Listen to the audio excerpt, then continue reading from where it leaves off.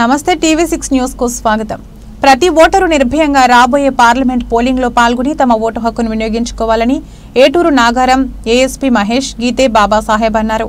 బుధవారం మండల కేంద్రంలో క్రాస్ రోడ్ నుంచి చివరి వాడ వరకు సిఆర్పీఎఫ్ సివిల్ పోలీస్ సిబ్బందితో ఫ్లాగ్ మార్చ్ కార్యక్రమాన్ని దళితవాడ గల్లీలలో సైతం ర్యాలీని కొనసాగించారు।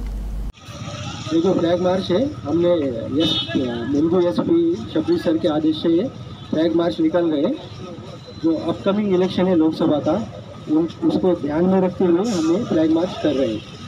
तो आपको मैं ये रिक्वेस्ट करता हूँ, सबको जो मीडिया पर्सन है उनको भी मैं अपील करता हूँ, जो भी गवर्नमेंट की अच्छी चीज़ें हैं रिगार्डिंग इलेक्शन वोटिंग उसके बारे में आप लोगों में अवेयरनेस क्रिएट करिए।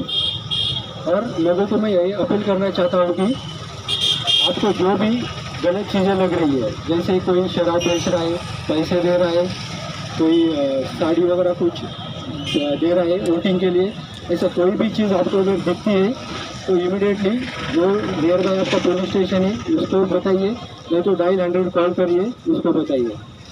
और उसके बाद भी अगर आपको कुछ भी इंफॉर्मेशन चाहिए तो पहले पुलिस से बात करिए कि मतलब बहुत बार क्या होता है फेक न्यूज़ आती है और फेक न्यूज़ सुन के हम एक दूसरे के साथ झगड़ा करते हैं। तो fake news WhatsApp message forward करने से पहले पुलिस से पहले उसका मतलब फैक्ट चेक करिए और उसके बाद ही आगे आप वो फॉरवर्ड करिए।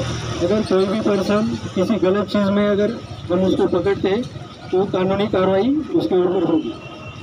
तो मैं वंस अगेन आपको सबको अपील करता हूँ कि आपका जो प्रीसियस वोट है उसका आपका जो हक है तो उसका आप वोट दे दीजिए, लेकिन कोई भी बाकी जो इलीगल एक्टिविटी है उसमें उससे बहुत दूर रहिए और पुलिस को हेल्प करिए। Thank you.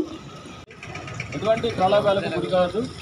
మరొకసారి విజ్ఞప్తి చేస్తున్నాము, అందరూ కూడా స్వచ్ఛందంగా ఈ యొక్క రాబోయే ఎన్నికల్లో ఓటు మే 13 నాడు పాల్గొని మీ యొక్క అమూల్యమైన ఓటు మన రాజ్యాంగం కల్పించిన యొక్క ఓటు హక్కును వినియోగించాలని మనస్ఫూర్తిగా కోరుతున్నాను। Thank you.